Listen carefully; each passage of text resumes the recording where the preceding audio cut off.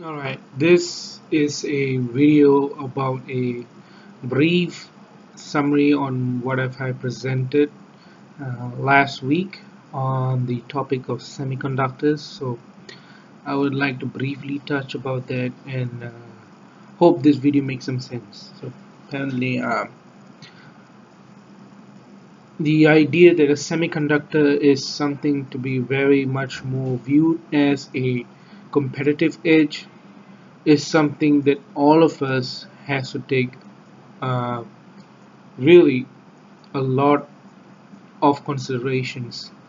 We lack workforce, and apparently we want to extrapolate on many industrial figures. For example, we already have something like a AI automated services in industries, which drastically improves economical production. The output is boosted. So yes, in time to come, there's going to be fight. There's going to be a competitive match between humans and the machines. As they say, the war of the machines is around the corner. So practically, why people had to pull up their socks in situations like this is like semiconductors can be a big market because if it powers a computer, then only God knows what else can it power in the future. Because today, computer is everywhere.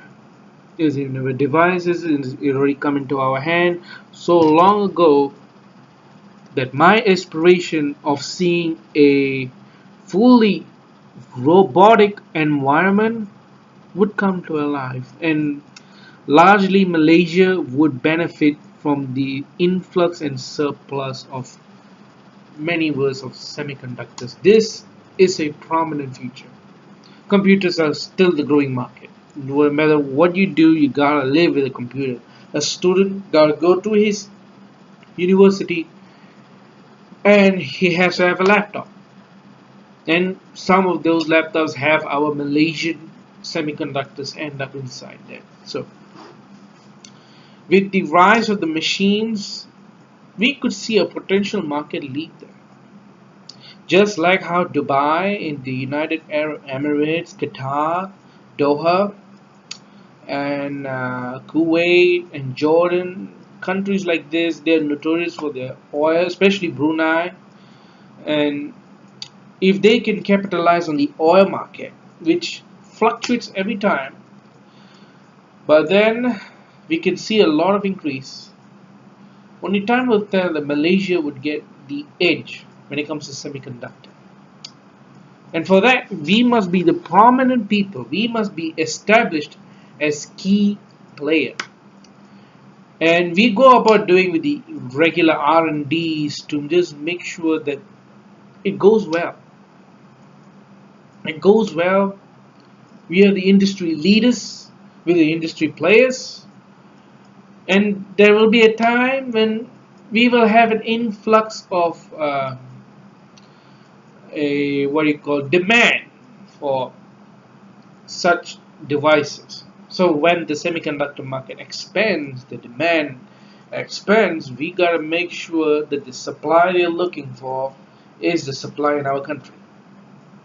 And when we do that, when we capitalize on the market, we're gonna see a very big change into the Malaysian economical landscape. This is outrageous. With the rise of the machines, this is outrageous.